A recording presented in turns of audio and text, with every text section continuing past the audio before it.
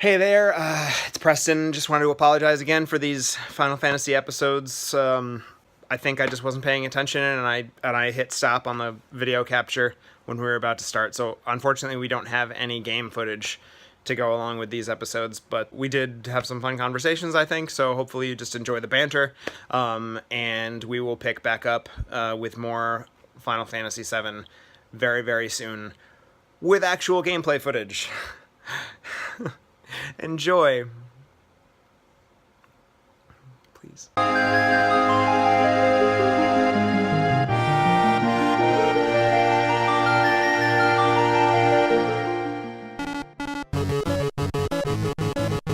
Preston can't play.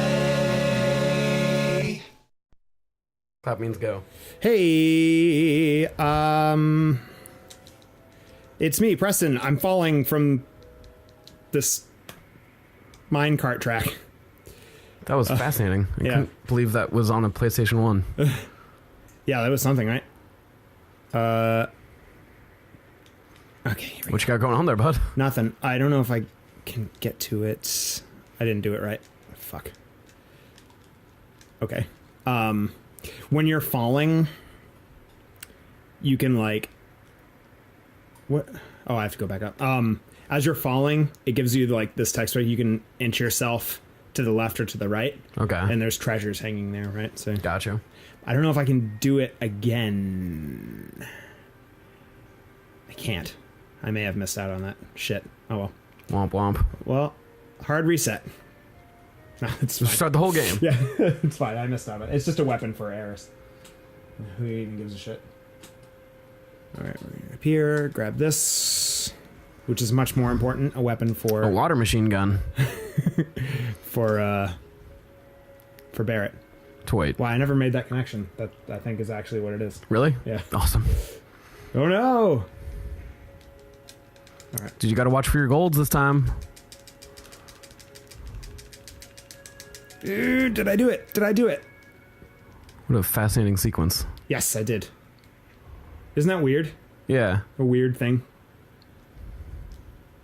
Alright. I just gotta go out here and grab that. You did it. Is this the same treasures? The same treasures, but you can only access them when Once you break. each. Yeah, because you are walking over the weak points in the track, and they like break out from under you. Once that hole is there, you just jump over them. Why is there a roller coaster here? It's a minecart. Oh, gotcha. Yeah. Okay. Where are you off to? Oh goddamn! I did the same thing. What? Was that a real question, or are you just judging the fact that I was climbing down instead of up? I was judging the fact that you're climbing down. Yeah, I don't know why my head tells me to go down instead of that. All right. Cool. So we're down there. To wait.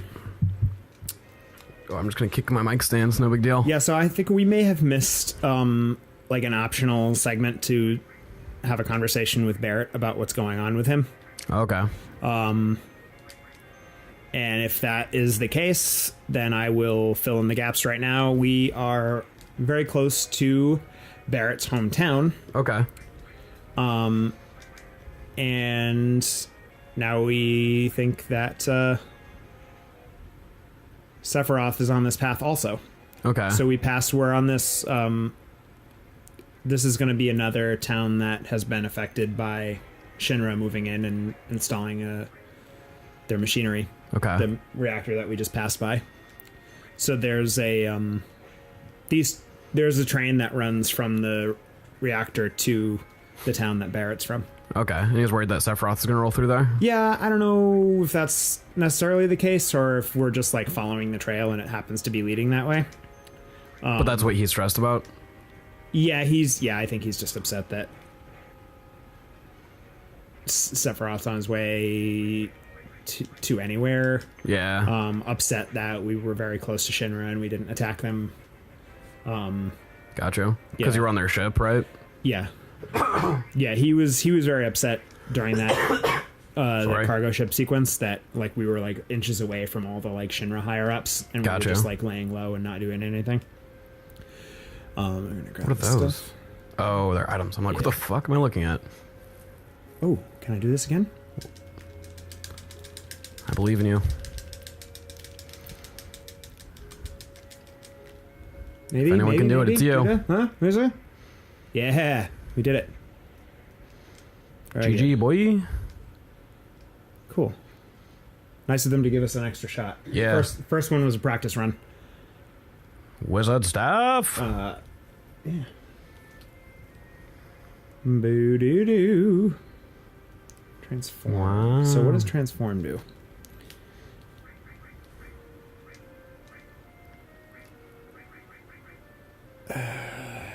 Mini. All right, I don't think we need that right now. Sweet. It's a status effect where you miniaturize the enemy. Oh, okay. Yeah, it's probably not something we'll get a great deal of use out of. All right, what's next? We did that. Take upper. Exit. Okay, this way. Yeah. So this is a Sorry. this is a mining town, right? That we're going to. Okay. Thanks. Why aren't they coming with us? That's weird. See you guys. Later, chumps. Yeah, and I think that if I remember correctly, and I don't know how heavily they go into this, I think their just like normal way of life and like commerce and stuff has been negatively affected by Shinra moving in, and now they're basically just working for Shinra to like maintain the reactor instead of like doing their normal stuff.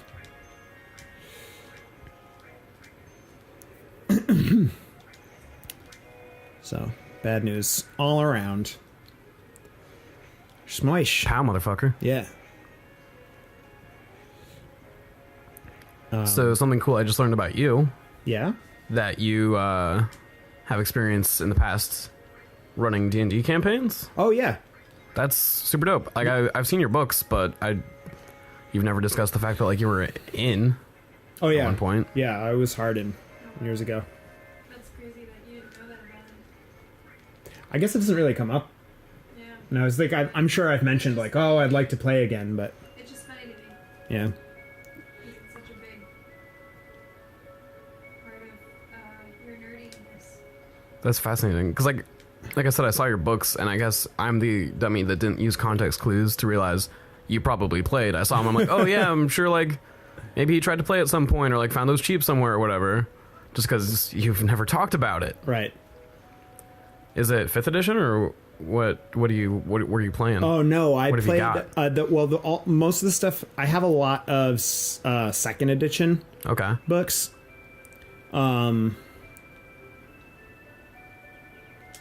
Here we go. That's cool that your party can actually break up into 2 equal parts now. Yeah, we're not gonna play as them. It just like there are some spots where like they'll show like where while you're off putting this bridge down, the other ones are Right. going. Like it just maintains. What the fuck am I looking at? Obviously, those are baby birds, Right, but and there's a couple treasure chests in there. they're just like such a different render quality and like art style even than everything in the foreground. I know, it's weird. Like the blocky ass back of Cloud's head. Really simple faces for everybody, and it's like semi-realistic chicks. Yeah. Yeah, so I played one very long game for a couple of years. It was maybe like a year and a half long game. Damn. In 2nd edition. That was really, really great. And then I've played a bunch of 3rd edition. And that's where I had DM'd. And that's the last time I played. I never played 4th, and I haven't played since then. Okay. Do you have interest in DMing again or playing again? Yes, and yes. Both? Yeah. Wow. Did you just follow campaigns or would you write your own campaigns? No, I write my own. Awesome. I've never used anything that's pre-written. Gotcha. Or like taken part in anything that's pre-written. I just destroyed the mother of those chicks. Nice. So I could get 10 Phoenix Downs. Worth it. That's a fun narrative thread there where it's like, yeah, there's no benefit to not killing these things, parent. There's no negative Video games. No negative repercussion whatsoever. Those things are horrifying. Those things are horrifying. Let's give Ifrit a shot. Since we've got 100,000 enemies here to take care of. Do you have a preference between, like, DM and PC? No, not really. I like them both just fine. I like playing a lot, and I like the like developing a game aspect of DMing. Yeah. But I guess I like playing better if I had to choose one. Okay. But like I like DMing totally fine. It's just like a lot more time consuming. Right. I would love to do it for like a story arc. Yeah, it's cool. I have some ideas for like games that I've been sitting on for a while that are a little bit like different than just like a high fantasy quest. Okay. Like normally. We should play, in case that was unclear by this line of questioning. Oh, okay. I'm down for that. I think Ghost, would you? No, probably not. Have you played in the past? Dabbled? A little bit. I am afraid of it. Yeah. It's a lot. It's a lot of information. Like, really hard for my social anxiety. Just like the idea of role playing. Mm-hmm. I've done weirdly a lot of online role playing. Yeah. I was like very young. Okay. I was super involved in online role playing because that's a lot easier for me. But I've been in games that Preston has DM'd before, but I was really, really terrified because Yeah. I'm just like not comfortable doing it. I'd like to be, but it's a weird. It's definitely critical to like have the right And also, group like, that you I'm can be not comfortable with. good with. I don't like how complicated it is because like all of the online role playing that I have done was really just like we were all writing a story together. Yeah, yeah. You know, and like that was so much fun, but like I have a hard time like with like the technical aspect of like Dungeons and Dragons. For sure.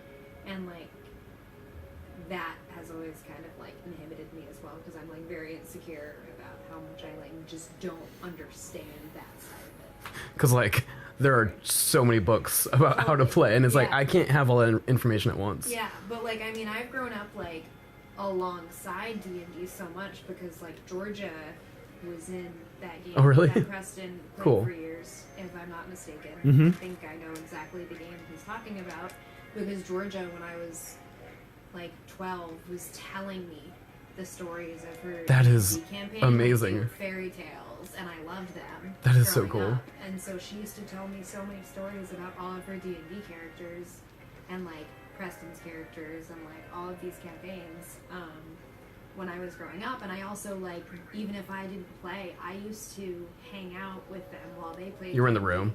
Yeah, like they played a. You were in that game at Destries, right? Yeah. Like that very last D&D game we must have all played. I Yeah. assume. That's the last one I played. Back on And the I East Coast? Yeah. I assume? In that, I just used to always go with Georgia. Mostly, I think, because I was flirting with Tim at the time, actually. Yeah. If I'm not mistaken. I think that's why I went to that D&D game so much. Okay. But I was present for a lot of D&D games that I also just, like, didn't participate in, which I feel like is weird. Fly on the wall. Games, Yeah. But it's actually, it was always really fun. Yeah, because, yeah. like, if you know the group of people that's playing, it's really cool. And, like, they were always very, very creative. I had a conversation with someone about D&D recently when he had said something like, I was like, oh, me and my friends would always play it, but it would always devolve, like, from adventure to, like, hitting on the barmaid. And I was like, that's weird because, like, in my concept of D&D, my sisters in, like, Preston's games were always, like, these elaborate high fantasy games because they That's were so all cool. major nerds. Like, they were always really, really good. And Destry, their old dungeon master was very, very good. Okay. And Doug was, I guess, okay, too, even. Doug was good in his own way. In what? But so they also have very, very good dungeon masters, DMs. Preston's good though. He gets really, really into it. He has That's some awesome. really elaborate idea for Gangs of New York. I've never actually seen Remember it. that? Do you remember your really elaborate Yes. Gangs of New York? I forgot about that. campaign because I remember it. awesome. Gangs of New York. It's not an exaggeration. Well, it was sort of. I mean, it wasn't like. It was like Gangs of New York inspired. Not like Yep. you're gonna play the story of it. There were no characters. It didn't. But the idea was that it started off taking place in this like, you know, like post-colonial style like city. Okay. Like, you know, right at the beginning of like the industrial age, and there were like there was some city politics and like different factions of people, and like different awesome. gangs and stuff. So you should actually listen to the Adventure Zone did an arc called Dust that's kind of set in like a mining town, kind of like Wild West era, and there's a lot of different factions at play, and whatever system they're using has like faction moves, so you actually have to like think like, am I associated with like this faction or that faction? If I do this specific thing, are they going to associate me with these other groups? oh, So that might be a system that's actually built for exactly what you're trying to do. that's cool. If I remember, now that I'm thinking about it, and I had forgotten about this until she just brought it up, but if I remember correctly, I made everyone before we started, after they were created their characters, I made them choose a faction to belong to, a gang to belong to. Okay. Except for Grace, Yeah. who is playing a druid, Yeah.